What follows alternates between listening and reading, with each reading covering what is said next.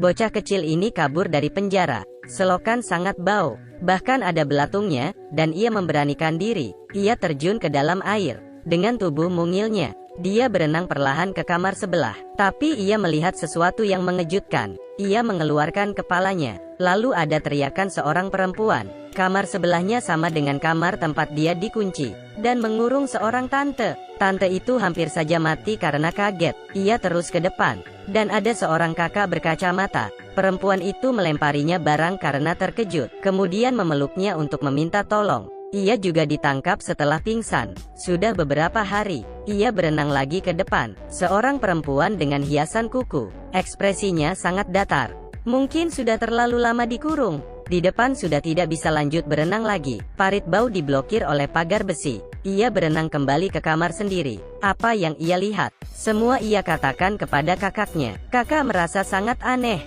menyuruhnya untuk berenang ke sebelah kanan. Meski sang adik enggan.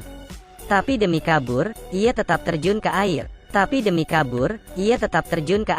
Ruang pertama sebelah kanan adalah seorang mahasiswa. Ia mengatakan dirinya kemarin ditangkap. Kemudian kamar selanjutnya tidak ada orang. Lalu bagaimana dengan kamar ketiga? Sang kakak bertanya. Bocah itu terlihat sedikit ketakutan. Mengatakan di sana ada wanita gila. Dia tampaknya sangat terstimulasi. Sangat gila.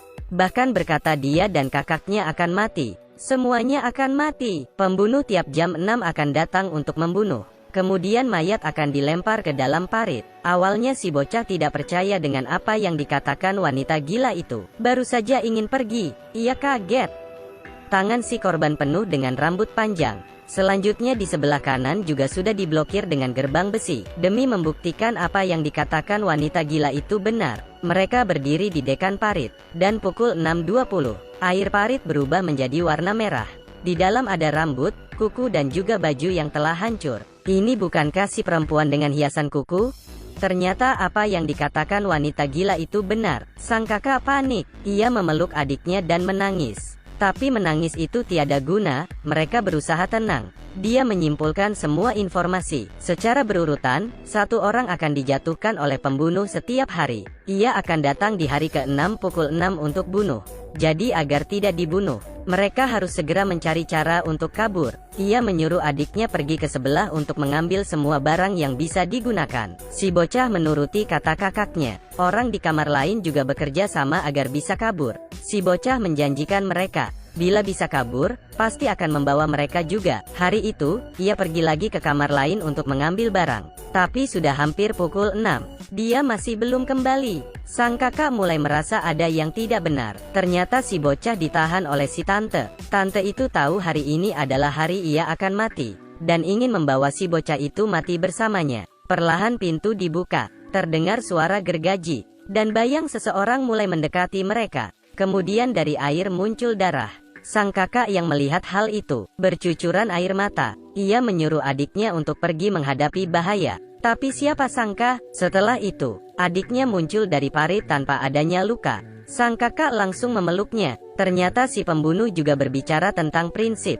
Waktu si bocah belum sampai ke hari ke-6, jadi ia tidak dibunuh. Lewat dari penjelasan adiknya, sang kakak mengetahui, pembunuh adalah seorang pria muda, dan membawa gergaji. Jadi hampir tidak ada peluang untuk menang. Pada saat itu, si bocah memberikan petunjuk penting. Pintu tidak dikunci, tapi ketahan sesuatu.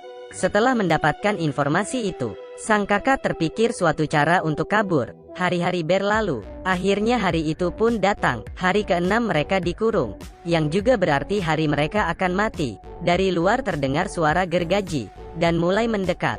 Sang kakak menggunakan karet dan batu untuk memecahkan lampu. Kemudian kamar mereka menjadi gelap. Di saat pintu dibuka, sang kakak berteriak, menarik perhatian si pembunuh. Kemudian ia melindungi adiknya yang berada di belakangnya, berteriak keras ke arah pembunuh, yang membuat si pembunuh marah.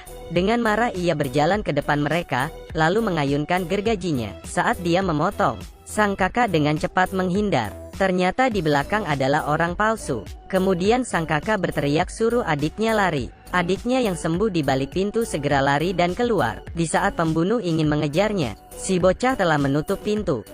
Pembunuh dan kakaknya terkurung di dalam. Ternyata, dari awal sang kakak sudah merencanakannya. mengorbankan dirinya untuk menyelamatkan adiknya. Setelah keluar, ia membukakan pintu kamar lainnya, dan menolong semua orang keluar. Saat itu terdengar suara gergaji, dan ia tahu, pembunuh telah membunuh kakaknya. Ia tidak bisa menahan emosinya. Ia memegang gagang pintu, ingin melihat kakaknya untuk terakhir kalinya. Tapi ditahan oleh perempuan baju kuning. Bila ia membuka pintu, pengorbanan sang kakak akan sia-sia. Seperti itu, kakak yang sering bertengkar dengannya, pada saat hidup dan mati. Terjelas seberapa besar ia menyayangi